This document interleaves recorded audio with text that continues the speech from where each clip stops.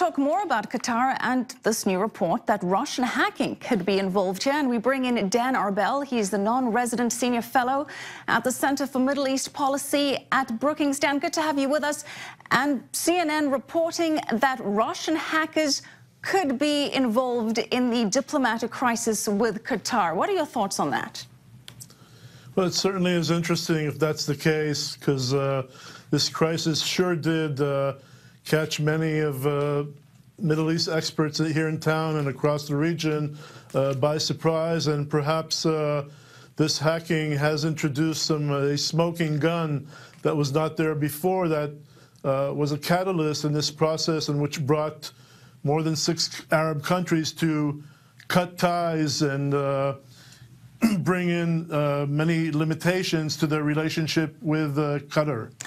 Well, Dan, so it's yet to be seen whether it's true or not, but it sure brings in a very interesting angle to the story. Oh, it certainly does. But speaking of catalysts, we had the president taking credit for this, tweeting today that it was due to his visit in Saudi Arabia, his call to end extremism, that we saw some action against Qatar. And we also have Iran blaming the president for this diplomatic cutoff.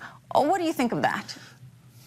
Well, I'm not so sure that the president was part of this decision. I think that if we only look at the pictures, the photos from the Riyadh summit a few weeks ago, then we would see that the president has actually sat down with the Qatari leadership, the Qatari leader, and did discuss U.S.-Qatar relations.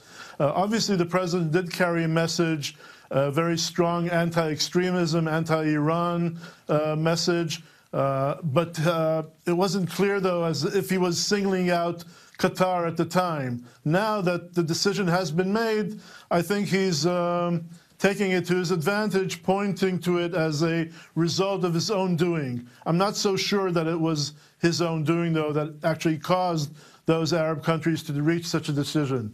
Well, Dan, Iran, meanwhile, is stepping in, advocating cooperation in the region and offering food and alternative airspace to Qatar. Do you see this crisis pushing Qatar and Iran even closer together?